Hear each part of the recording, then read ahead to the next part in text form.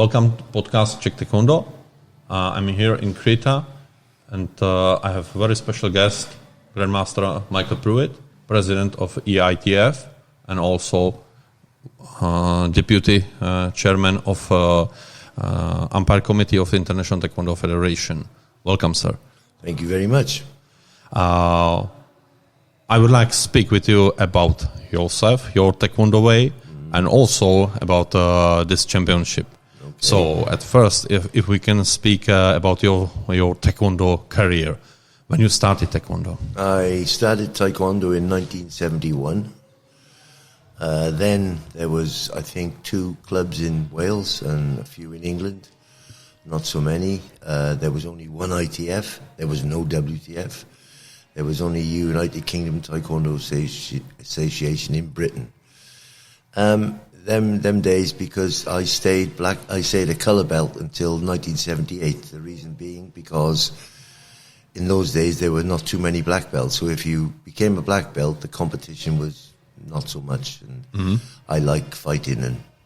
So the reason was you want to fight with many fighters.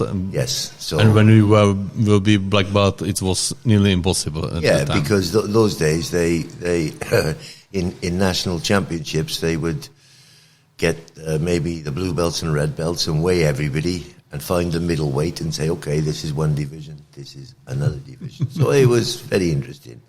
I enjoyed very much this aspect of the Taekwondo. Everybody was very friendly. In those days, I won the UK or British Championships, and Grandmaster E was the centre referee. So this is, when you think back, it's crazy. I don't think when I started he was master. I think he was maybe 6th then. Mm-hmm. So then in 1978, I decided to go for my black belt. And my instructor then, it was Bert Callender, was a RAF person, and he was posted. So I inherited the school, Fairwater Taekwondo. So I've been teaching in Fairwater since 1978. Things have changed very much over the years. When I entered quite a few black belt competitions. Internationally, I won silver in sparring, bronze in pattern, and a gold in power. But in 84 was my last international championships. And then I became UK coach. But sorry, before this, it's funny how things altered. In 1982, we were in Naples for the European Championships. And Grandmaster E, they wouldn't open the stadium. They wanted some more money. And Grandmaster E took money out of his own pocket. And anyway, it went very well. As I say, 84, I became, 85 became UK coach. And three of those, my team, but now Grandmasters, Miller, Taylor, John Williamson. And it was a very, very successful team. The competition then was very fierce with full teams from Hungary and Yugoslavia and places like this. I remember the Europeans in Crystal Palace, I think Crystal Palace in London. And we fought, it was then separated, it was Wales, England, Scotland. And we fought the Yugoslav team, which included Emin Drakovic, Tony Nobillo. And we'd never ever seen an axe kick up until that day. And we learned about axe kick because they kept hitting us on the head with his axe kick. I suppose it was from Master Nobillo. Yes, yeah. Yes. So I'd never see a sparring like this, and all of a sudden like this, and you think, where did this come from? So then I stopped being coach, I think, 88.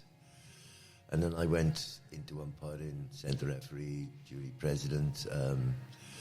And I like this very much. I was very disappointed with splits and political, mostly about money. But you lose friends along the way, yeah, definitely. We had a big split in the UK in 84, which I lost a lot of friends. But and then, we went to Korea and then another split. Again, losing lots of friends and making a decision what to do, where to go. But I've never been financially bothered about Taekwondo. I'm fortunate that I've had a very successful business. And I just stayed with my hat. Grandmaster E, General Choi, and the ITF. Only one ITF for me, ever. So, and the thought of ITF without Korea is, and for me, unthinkable. It's like football without England. I hate to say that, but it's true. It's so yes, and as you know, because I then was appointed chief umpire for Europe, which I think I improved the standard of umpiring in Europe, where we started selecting people. And then I was asked to be president of Europe. I declined twice because I didn't really want the job. Not because I didn't think I could do it. I just like umpiring. I just like. So I asked, it was then Professor Chang, could I stay as chief umpire and be president? And he said yes. I said, okay, well, I'll do the job. So yes, basically that's about it until I got my Grandmaster in 2015. I was about 3 years overdue, but it doesn't matter.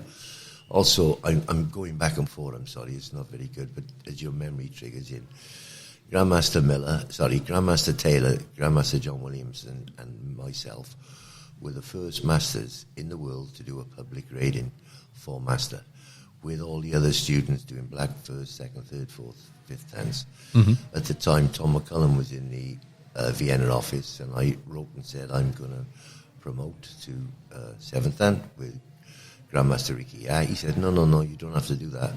You just send money certificate. And I said, no. I've graded, and I did. The three of us graded from white belt all the way to seventh dan, and it's very special. You know, it's not about. It's about your friends, colleagues, and people that have known you in Taekwondo, and they see that you're there, no different to them. And I've tried to keep this value all the way through my Taekwondo journey, I suppose you'd say. So I'm now trying to do better things with the help of the president of ITF in the world. I'm trying to improve and make things better. I just want us stronger. I don't want the people who have left us. They seem to be leaving each other and things like this. And for me, we should have an open door policy. Please come back. Why not?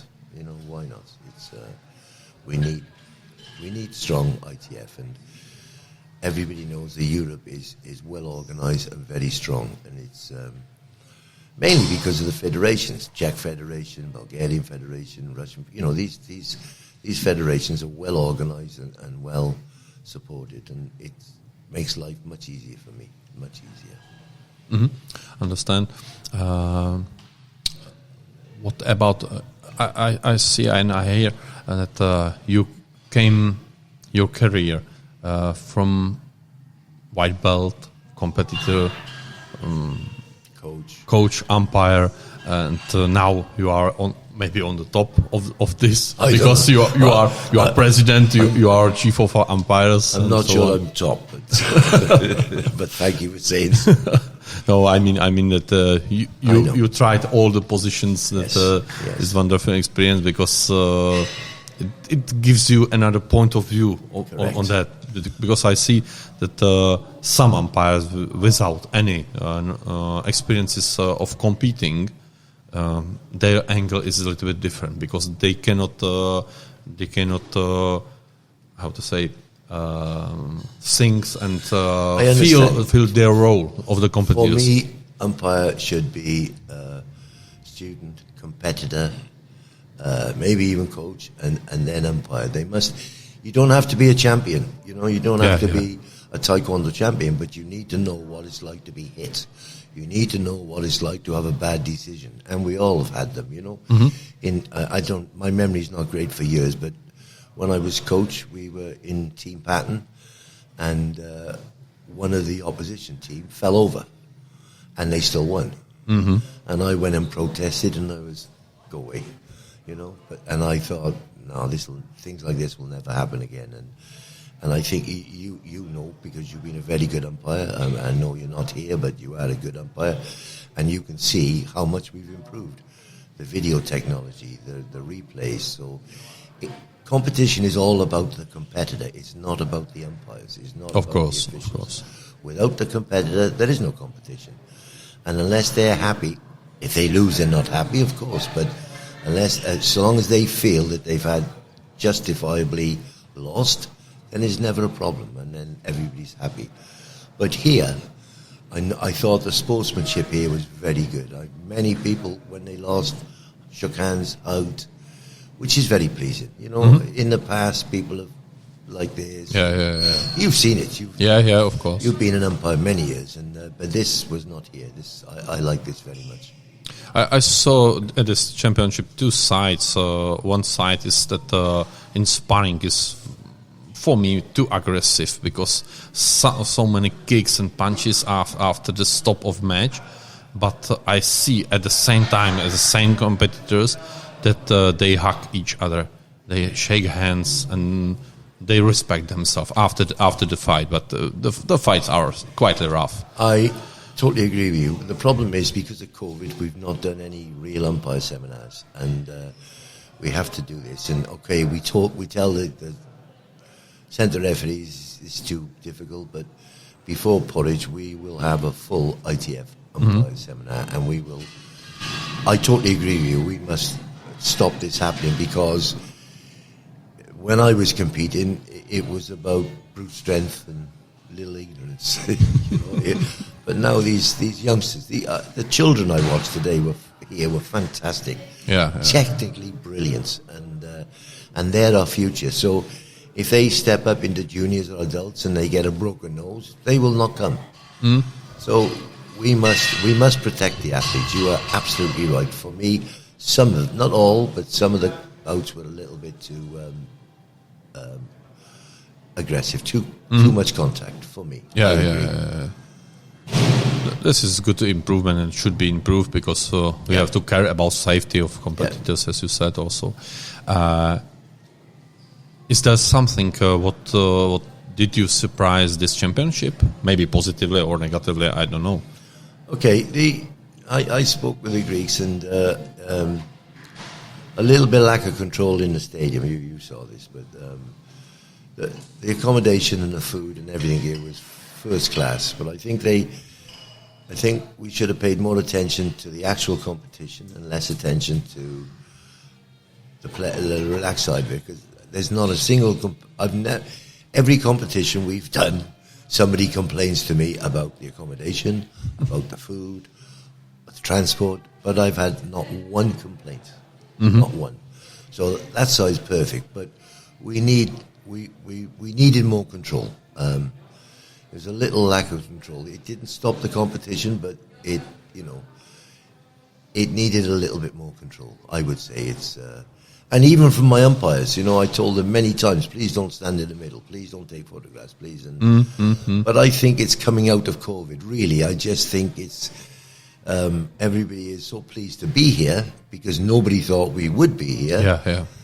That they a little bit more, I suppose relaxed. They just seemed a little bit, they wanted to communicate all the time. They feel happy because almost 2 years or 2 years, they didn't see each other. Yes, correct. I feel that same way, but absolutely. I'm still thinking that we should keep distance and we should care about more about social distancing, umpires, staff, and also many competitors. So in Croatia now, I know that this will 100% not happen again. But so yes, I would say I probably made some allowances because of I didn't rule my iron rod as sometimes I have done in the past. So I was a little bit of latitude, let's say, for everybody.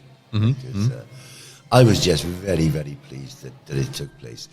President Ree came, as you know, and he was so happy that he could come and see people he hadn't seen for 2 years, which is great, The ITF president appreciates Europe, appreciates the strong federations in Europe, and it was obvious when he came here. And then, for me, the cream of it was when Dr. Cho, WT president, came. Not only did he come meet us here and have meals, he came to the championships and sat there for a good while.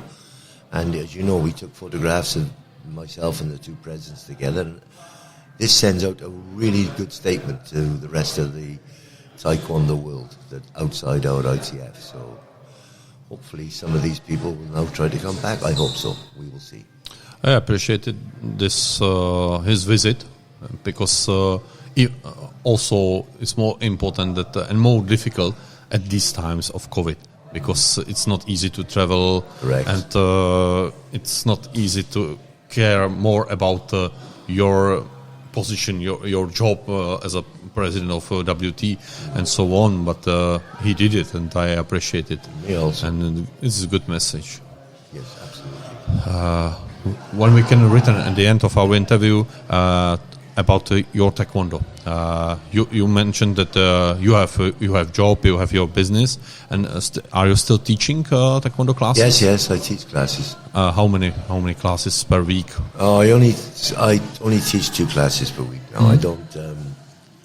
I've never tried to build. I've many black belts, of course, over the years, but not big numbers.